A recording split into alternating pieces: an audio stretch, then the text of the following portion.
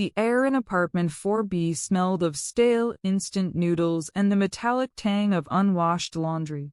Frank sat in a reclining chair that had long ago lost its cushioning, his skeletal frame draped in a tattered bathrobe. Outside, the gray Ohio rain streaked across window panes coated in years of grime. To the world, Frank was a ghost, a 75-year-old Vietnam veteran with a trembling hand and a pension that barely covered his electricity bill. But on the small desk in front of him sat a device that cost more than everything else. He owned a top-tier Neuralink VR headset, its surface polished to a mirror finish. As Frank pulled the visor down, the gray walls of his poverty dissolved. Reality was replaced by a blinding surge of neon blue data streams. "Welcome back, Ghost," a melodic AI voice whispered directly into his auditory nerve. In an instant, his tremors vanished. His back straightened. In the virtual world of Warmech, Frank was no longer a broken old man. He was the apex predator of the digital battlefield. He spent his nights commanding a squadron of heavy tanks, his fingers dancing across invisible controls with a precision that younger players could only dream of. In the game, he was a god of steel and silicon, steeping the ghosts of the jungle that still screamed in his sleep. A sharp knock at his physical door shattered the immersion. Frank blinked, the HUD of his game lingering like a ghost in his retinas as he pulled off the headset. Standing there was Miller, a man who had shared a foxhole with him in Da Nang. Unlike Frank, Miller had played the political game well after the war, his suit now costing more than Frank's annual rent. "They're unveiling it today, Frank," Miller said, his voice carrying an edge of forced excitement. "The Ares project. The general remembered your scores in the simulator. He wants the best to show them what this machine can really do at the charity gala." The gala was a sea of polished metals and expensive champagne, a stark contrast to the grease-stained workshop where the beast waited.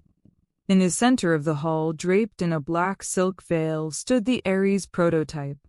When the veil dropped, the room went silent. It was not just a tank, it was a masterpiece of lethal geometry. Its hull was made of a matte black composite that seemed to swallow the light.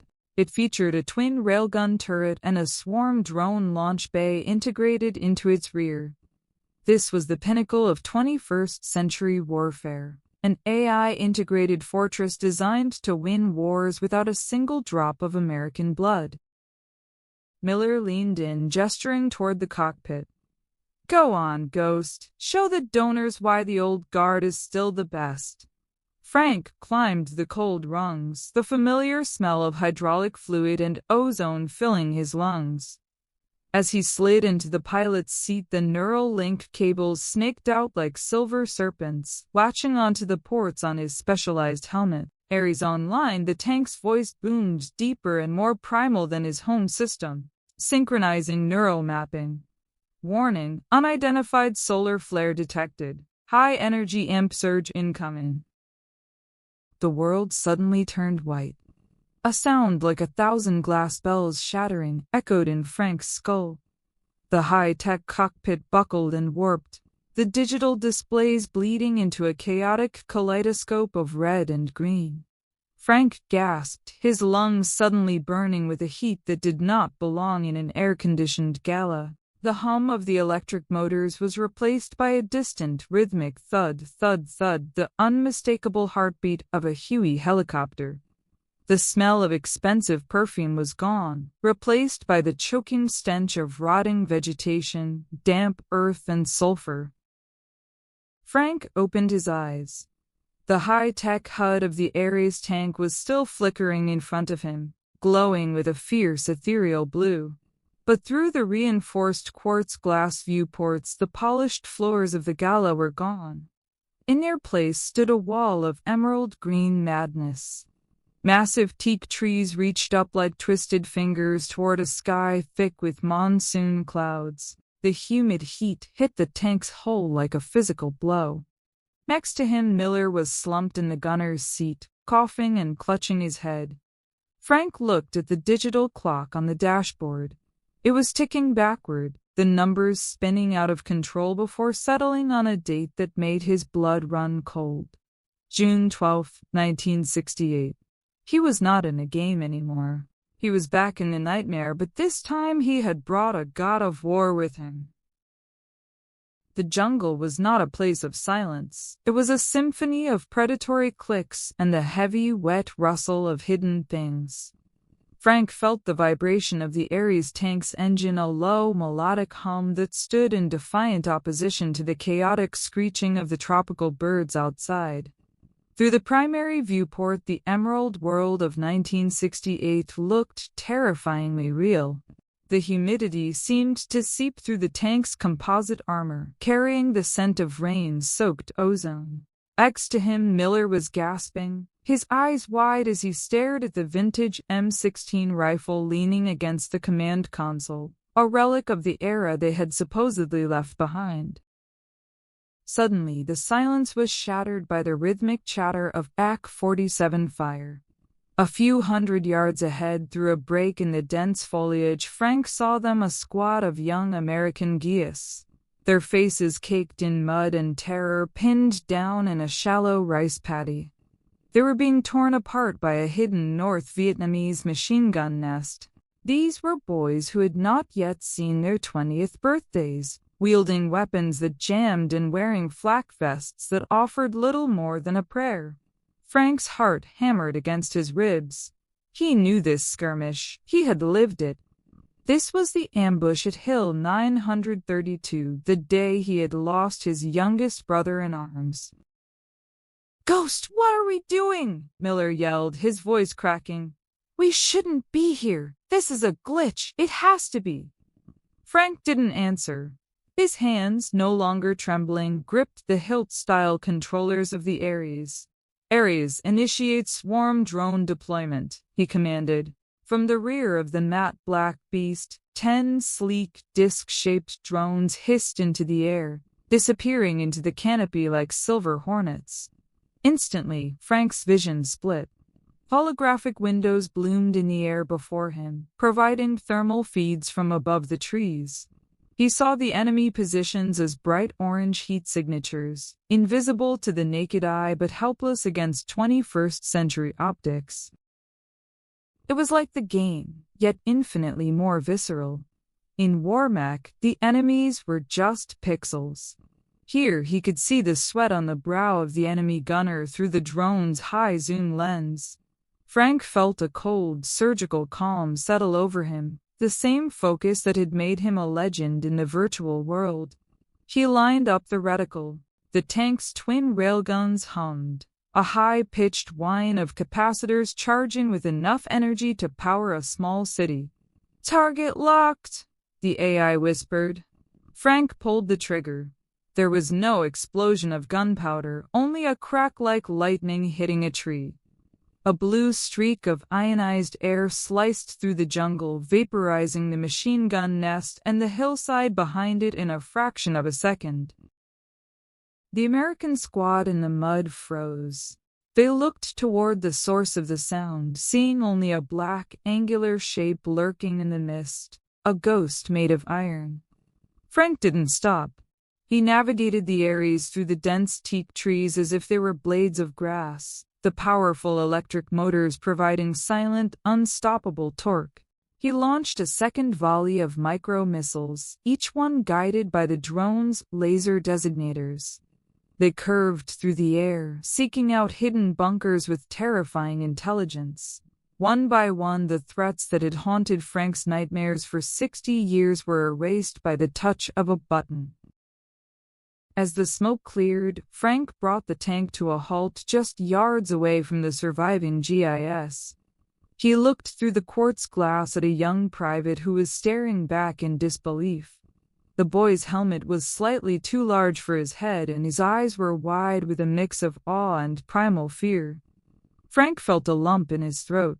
That was Billy. Billy, who had died in Frank's arms in the original timeline, screaming for a mother who would never come. But here, Billy was standing. He was breathing. He was alive because a god from the future had intervened. "We're changing it, Miller," Frank whispered, his voice thick with emotion. "We're rewriting the whole damn thing." He could feel the Ares AI calculating the next tactical move, suggesting a direct strike on the enemy's main command center 10 miles away. To the North Vietnamese and the Americans alike, the rules of war had just been set on fire. The jungle was no longer a place of ambush. It was a hunting ground, and Frank was the master of the hunt. But as he prepared the next charge, a faint flicker appeared at the edge of his HUD, a digital artifact.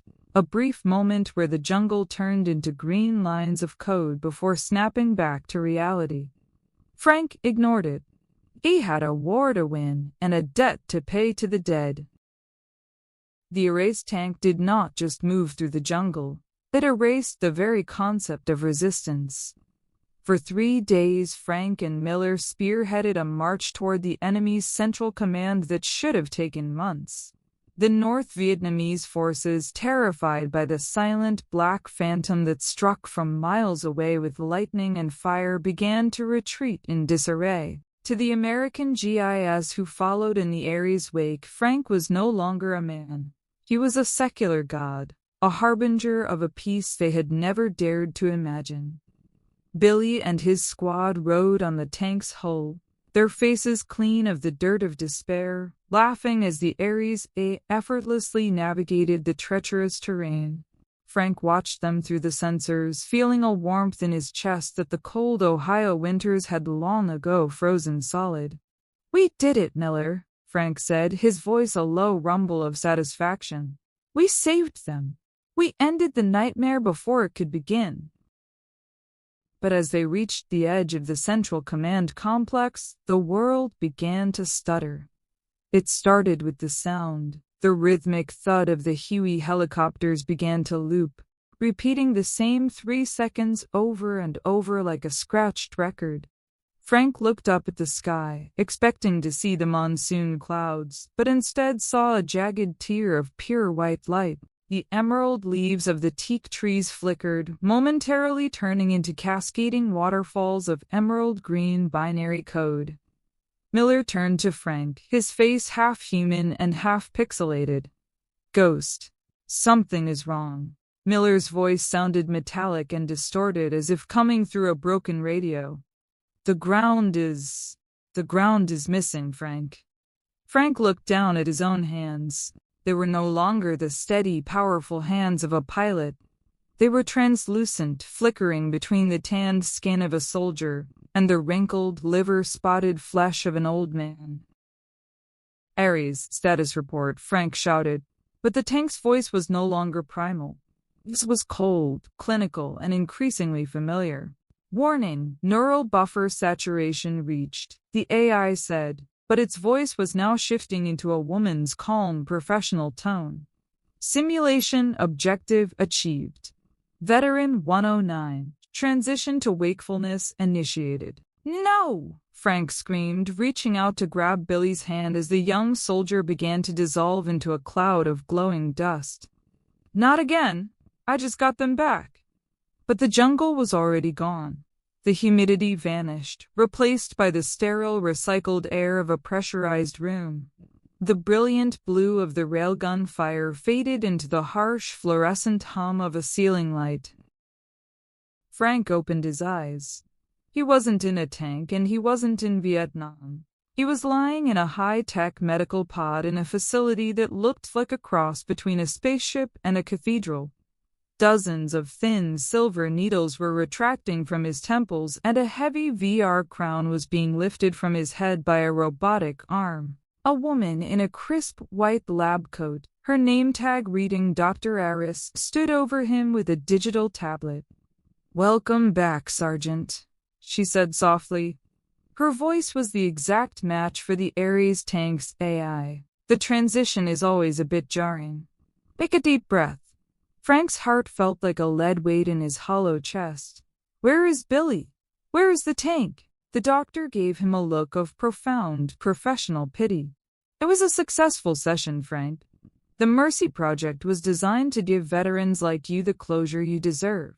We simulated the victory you never had using your own combat data and the ARES'I to rewrite the trauma. You died a hero in there. That is what matters." Frank looked around the room. It was filled with hundreds of similar pods, each containing a frail, elderly survivor of a forgotten war, all plugged into the same digital dream of victory. The United States government didn't need their bodies anymore, only their tactical intuition to train the next generation of autonomous war machines. They were being milked for their experiences, fed a diet of artificial glory while their bodies withered in a basement in 2026. Miller was in the pod next to him, his face peaceful, in a way it had never been in reality. "Is that all I am?" Frank whispered, his voice cracking with the ancient tremor of the Ohio apartment. "Just a battery for your war games?" The doctor didn't answer. She was already moving to the next pod. Night fell on the facility.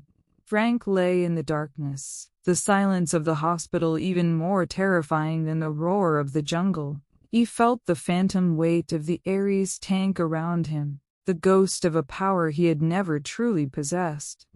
He closed his eyes, trying to find the aided image of Billy one last time. But as he clenched his fist in frustration, he felt something cold and hard against his palm. He opened his hand. Resting in his liver, spotted grip was a small matte black gear, a piece of the Ares tank's internal drone mechanism. It was too heavy to be a dream, too real to be a glitch.